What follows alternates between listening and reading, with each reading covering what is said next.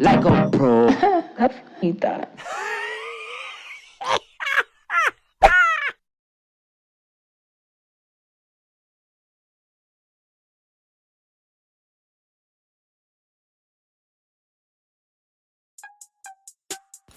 Hey guys, and welcome back to Brandi Beauty TV.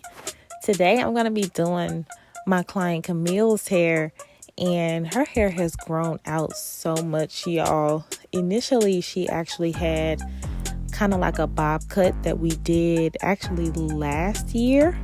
Yeah, it was around this time actually. So around this time last year, she had a bob cut, and I'll insert some pictures so you can see where she has come from. So this is her hair today from doing that bob cut, and what we're going to do is change up her color, of course, because as you can see, it all grew out, and we're just going to do a simple standard partial placement. And we're going for we're trying to achieve really dimensional hair color, because Camille, she kind of like, she wears wigs most of the time actually, so she's really kind of let me just like do whatever, but I want to keep it really, really low maintenance for her, simply because I didn't want to take her too bright, and I didn't want to add too many highlights in there, because that comes with more maintenance. So I wanted to show you how you can still have high impact and high dimension in your hair, but don't have a whole lot of hair color at the same time. Like, you can definitely have both. So I just want to show you guys how I'm going to achieve that. And then we're going to freshen up her ends. I already trimmed it a couple months ago. Well, not a couple months ago, maybe, no, it was a couple months ago, actually about 2 months ago. But we're going to go back and clean those ends up a little bit more and give her some nice tossed lived in waves, and I can't wait to show y'all the end results.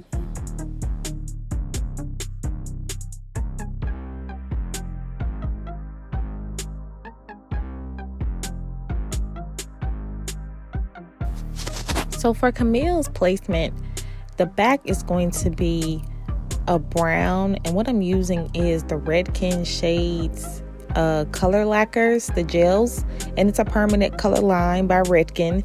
And I'm going to be using the colors 7NW and 6NG, and I mix a little bit of 8N in there as well.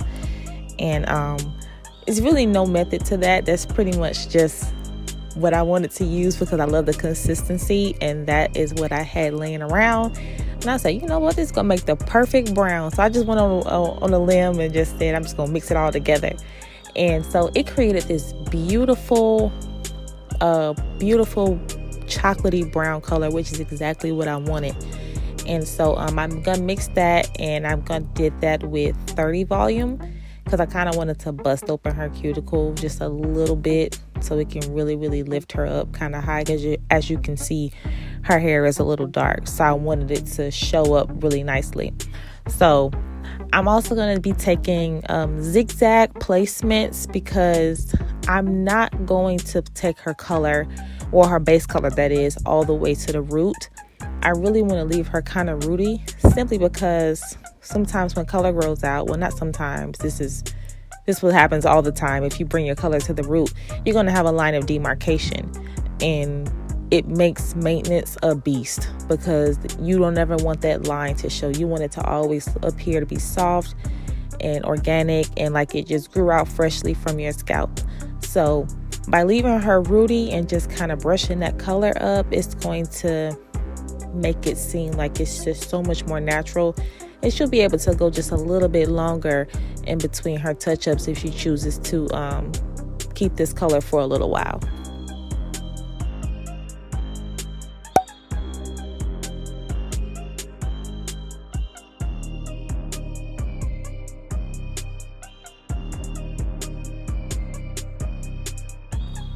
So for her highlights, I'm using my favorite lightener, Blonde Solutions, and 20 volume developer. And I'm going to still be dragging that base color from the back to the front as well, because that's going to serve as our overall base.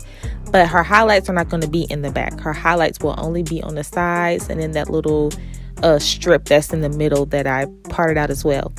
And so I'm going to be taking really chunky weaves simply because Camille's hair is a little on the thinner side. And so I don't want her highlights to get washed out, and I didn't want them to appear blended. I wanted to keep that dimension. So I'm going to space hers out far apart. So she's not going to have a lot of highlights at all. Like, you're going to see just how few foils she's going to have in terms of her highlights. And that's because it's so easy to wash out hair. And especially when you're working with brunettes and people who really want to be more of a brunette, they don't want to see a whole lot of blonde. And it can be really hard to achieve that if you don't understand placement. And it took me some time, over my career to understand that less is more. One of my favorite hairstylists, Mick, he always says, when in doubt, leave it out. So if I'm doing a consultation, I'll ask my clients, do you want to be blonde with brown hair or brown lowlights, or do you want to be more of a brunette with blonde highlights? And once they start seeing the difference in the pictures, they'll start kind of leaning more towards what they're going for, because there is a very big difference between the two. So in Camille's case, she definitely wanted to stay more on the brunette side. It's fall time, and I said, let's just cool you off a little bit. Let's simmer it down and just take you kind of neutral. So, I'm not going to blend her out too much as far as the blonde is concerned. Don't want to wash her out. Definitely want that brown to be the focal point, and also keep those blonde pops there, but just enough to detail it, not enough to wash her out.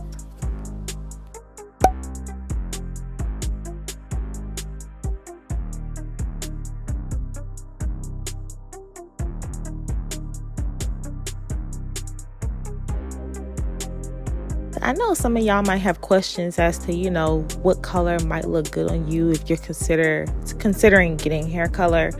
And I just want to first mention that don't overthink it. Hair color is, it can get really intimidating, when you just don't simplify it and kind of just break it down into bite-sized pieces. Because you'll be overwhelmed with the possibilities. So a couple key starting points that I always tell people to think about are, one, your skin complexion. When you're looking at different hair color, you should always take into consideration the person's complexion that you're comparing yourself to, because complexion gives you a general idea of what that color will look like on you as well. Another tidbit that I always tell people, suggest that they do, is consider length, consider the thickness of the hair, consider the texture of the hair, because a red hair color on somebody with really fine and silky hair is not going to translate the same way on somebody with textured, really curly or kinky hair. Curlier and kinkier textures have the hair doesn't reflect as much. It doesn't have as much of a luster as people with silky and really fine, shiny hair. So those are some things to consider. That's actually a really, really big key indicator. Like, I've had to adjust formulas and everything simply because you bring me in this picture and I'm like, okay, just because I use this same kind of color doesn't mean it's going to show up that way. So we might have to tweak it a little bit to adjust it to your hair type. And all those things matter, even length. Like, if you bring in a hair color picture of somebody with long hair and your hair stops at your neck, I'm like, that's not a good look, because I'm definitely not going to be able to guarantee that we're going to even get you to in that territory, So when you're doing your Google search, look up, key things that match what you have going on with your hair. So, for example, with Camille, as you can see, her edges are a little bit thin. Now that mainly comes from like the wigs just kind of just resting on her hairline, but that's okay. I know how to camouflage that, and I'm going to conceal it. So what I'm going to do, instead of styling her hair off to the side, I'm going to do her a middle part. And the reason why I'm mentioning this is because I got her hair color inspiration from this broadcaster on CNN, and I just fell in love with her hair color. I said, man, I got to recreate that.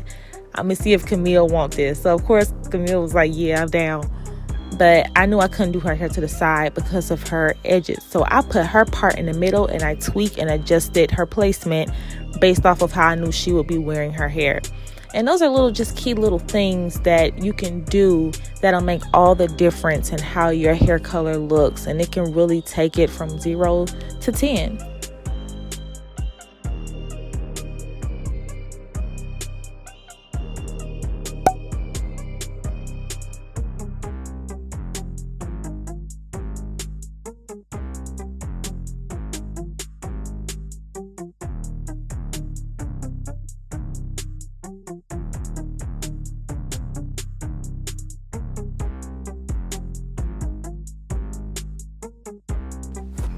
So maintenance for Camille's hair, y'all, is going to be relatively simple and low, simply because we did not leave her hair super blonde. I toned it down to like a level 8, like that nice rich caramel color. And I did that because her hair was already dry coming in, and that's because of the weaves and the braids and things of that nature, and her hair is just being covered up. And so when your hair is covered up for long periods of time, you lose elasticity, you can lose luster, and you can also be a lot more prone to breakage. And as you see in the middle of her hair, when I was trimming it, or when I'm getting ready to trim it, actually, you're going to see how she has like this kind of trail of breakage down the center. Well, that basically just comes from just it being dry and breaking off. And if your hair is dry, that clearly means that it's not moisturized. And in order to get moisturized hair, you have to wear your hair out. Leaving your hair out for 2 weeks or a week and a half in between your next style, like a sew-in or braids or crochets, anything like that. Leaving your hair out for 2 weeks and then putting it back up is not enough. You're just going to keep damaging your hair. Your hair needs the same thing your body needs. It needs oxygen, it needs water, it needs sunlight. It needs those things to remain healthy. So on top of her salon grade products, which is going to include her blue Brass Soft shampoo to keep her color neutralized, and her moisturizing shampoo, she's also going to need to just wear it out for a little bit, because now it's colored. And any type of color, if it's not maintained, if it's not treated, it will break. So to prevent all of that, if she follows those steps, she will be able to get the most and then really out of her hair color and enjoy it.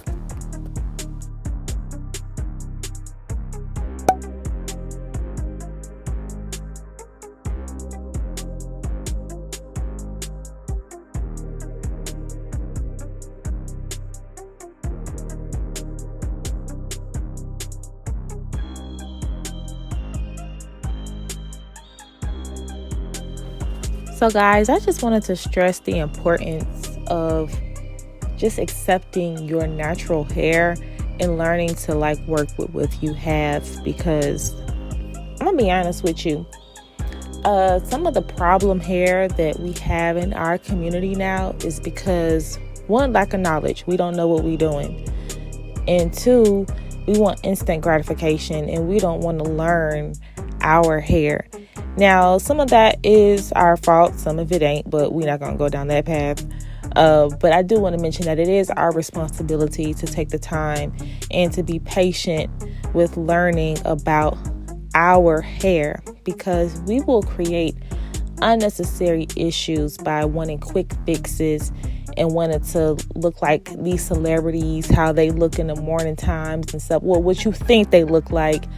And that's just not true, and that's not reality. Of course, do what you want to do. I'm never going to tell anybody what to do, but I am offering a professional opinion and a professional perspective. And I'm around here all the time. I live, breathe, bleed hair. And I have noticed that a lot of people just don't know. And it's important to seek out information so you can know. I mean, even down to hair color. Like Razor Chick, I don't know if y'all know of a stylist named Razor Chick, but she's pretty popping and she's such an inspiration. I love her brand. I love everything that she's about. I just love her. And she always says hair speaks to you and it tells you what it needs, and you should listen to it. And that's one of the truest statements I have ever heard, because it does speak to you. And I'm gonna be honest, when I'm behind the chair, and like many other passionate stylists, it's no thought. They're not over they're not giving a lot of input into your hair like you think they are. They really are just going off of what you're coming in with, and they're just working with what you have. And then that's where the magic happens. Learning how to take the raw material and making it something great, making it something phenomenal.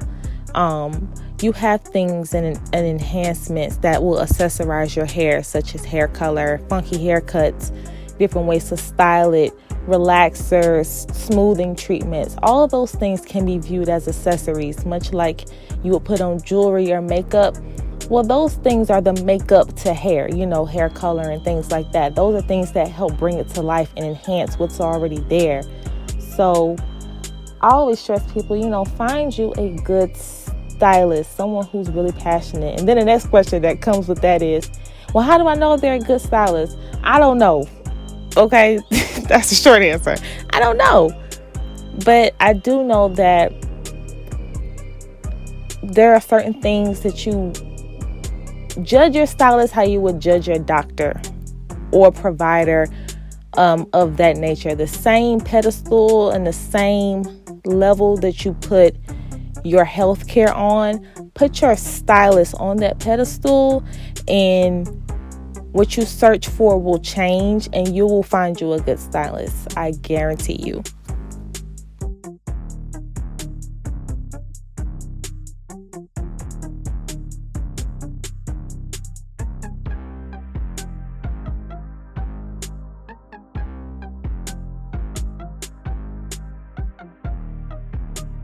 Okay, y'all, so to style Camille's hair, I am not going to be doing much of anything at all. I really want to keep her hair simple and lived in. I want the focal point to be the color, okay? So I need to draw attention to that. So I'm going to be using my 1-inch barrel iron, and I'm going to just taking that through her hair. It's not going to be organized at all. I'm just going to take it, wrap it around, and just do my traditional different sections and stuff. Y'all, honestly, I'm gonna be honest with you, I don't really do a whole lot to style hair anymore, just because I don't have to. Once the cut is there and the color is there, the styling just comes so easy. Like, it takes me literally all of 7 minutes to style somebody's hair, just because I don't have to work so hard. I believe in doing all the hard work in the beginning, and then I be chilling, because by that time I'll be tired anyway. So, yeah, I just took my barrel iron, wrapped it through, blot out. That was it. And take that holding spray. Of course, I always use my Kenra number 9, but they have been out of stock lately because of this doggone pandemic that just won't go away. So sometimes I bounce back and forth between that and my Chi Enviro 54 spray. So, those are my traditional go-tos. I love the hold, and I like how it's not sticky and whatnot at the same time. So, yeah, that's all I'm doing, y'all. And you're going to see how easy I style her hair. I'm going to curl it, spray it, and then just take it through with my fingers. Yep, y'all see that? Y'all see how the hair done came to life? I told y'all I wasn't doing a whole lot. I ain't gonna never do a whole lot, because the hard work happens at the beginning of the process, not the end. If you are overworking yourself at the end, most of the time that is, that means you didn't do something right in the beginning and you missed some steps. But yeah, her hair came out so beautiful and it looks so healthy and shiny, reflective. That color is popping. I'm glad we did not take her too light. That perfect caramel shade that she's at right now is so beautiful, and it's really marrying that brown chocolate color very nicely. So I thank y'all so much for watching. Until we meet again, y'all have a wonderful week. If you have any comments or questions, just drop them down below. I'll do my best to answer, and I'll see y'all next week.